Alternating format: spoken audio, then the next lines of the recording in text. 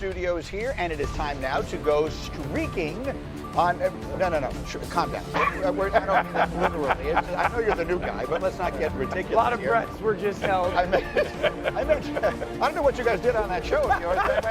We do this one Are you clothed. a dad bod guy? We do this one clothed. Okay, we're going streaking. Danny, Eagles, will they be the first repeat winner of the NFC East in 21 years? Yes, they will. This is still the best roster in football. Everyone talks about, are they going to be able to fill the defensive hole? This is the youngest defense in the NFL last year. Jalen Carter's year 3. Noah Smith's going to play a ton of snaps. They had a really good draft, and this offense is basically back intact. This was one of the youngest teams in the NFL last year. They are still incredibly young, and it's the best roster in football. D-Wood, will Caleb Williams break the streak and become the first ever 4,000-yard passer in Bears history?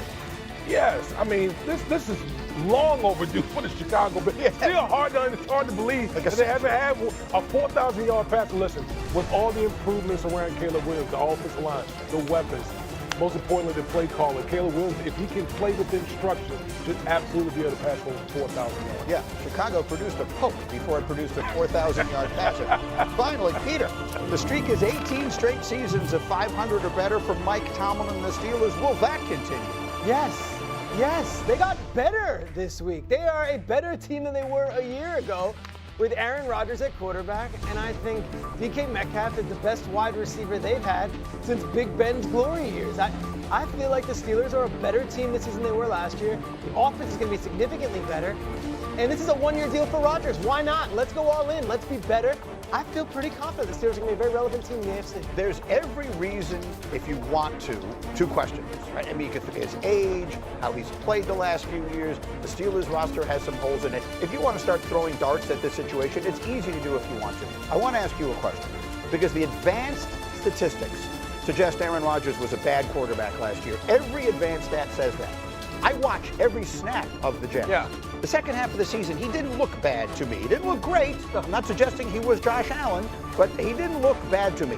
What quarterback are the Steelers getting next season if he's healthy? He's a quarterback that you can win games with. He's a quarterback that you can get to 9-8 or 10-7 with. He still doesn't work the middle of the field, and that's not something that the Steelers offensively did last year. But when it comes to being able to throw it, he can still throw it. The questions are, can he move a little bit like he did at times last year? Well, that's to be seen. How much of this offense is he going to know? It's June. This is a guy in Aaron Rodgers who has liked a very particular style of offensive scheme, X's and O's, for like 12 years now. It's not necessarily what Arthur Smith majors in. So where is that marriage going to end up? Like, that's a huge question mark that I feel right now. Arthur Smith cut his teeth in Tennessee with these really innovative shifts and motions, really good in the run game. That's not necessarily something that Aaron has mastered. Right. It's not something that Aaron likes. So who wins in that war? I think we know the answer. I think what he did with Ryan Tannehill in Tennessee was a lot of play action and get work with two tight ends. That is what Aaron Rodgers is a master at. Aaron Rodgers is the ultimate play action pass guy. Find it, just throw it, and trust your guys to be there. I also look at the way that this thing is June, and everyone says, where was he all during May? And that might affect team chemistry.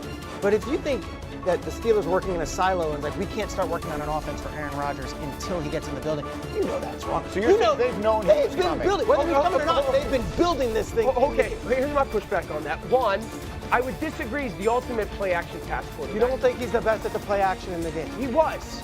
He hasn't done it in 3 or 4 years at a high level.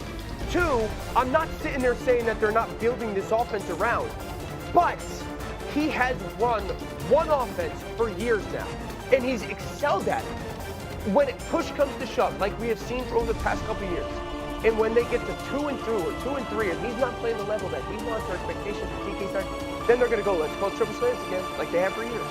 Very quickly, their schedule, and I think we have it. It starts out with essentially the weaker part of it. So they need to get off to a quick start. You look at that, and Seattle will see what they are. Patriots, they go to Dublin there, they get Cleveland. They need to start fast, right? 4-1, something like that. That game against the Jets is fascinating. 4-1? Schedule makers knew what they were doing. Well, it would seem that, yes, before they start getting into what would be a more challenging part of that? You don't see 4 wins on that screen? God, no. Okay. I think maybe at the Jets, maybe the Browns. I think I heard, I was watching the golf yesterday all day long. I think I heard Jim Nantz say that he and Romo were doing that game. It's part of their doubleheader. I think he said that they're doing, all of a sudden, Jets Steelers 1 o'clock. It's not Nantz and Romo with Mason Rudolph, I'll tell you that. No, that's what I mean. So they knew this was coming. What is it going to be? How good is Aaron Rodgers going to be in Pittsburgh this year? First guess, he would. Just a guy. Be honest with you. What we're asking of Aaron Rodgers is literally an anomaly. We saw it from Tom Brady. Tom Brady is the only 40-year-old quarterback that was able to play at a phenomenal level. We're sitting here talking about Aaron Rodgers, number one, being healthy at this advanced age, and then going out and being able to turn back the clock to when he was relevant on the field, which was 2020. That's years ago. Think about that. Years ago. On top of that, new play caller, new system feeder, something that he hasn't run in years. Aaron Rodgers. Okay, so there's a lot of unknowns with the Pittsburgh Go back to Pittsburgh last year, and Justin and Russell's playing.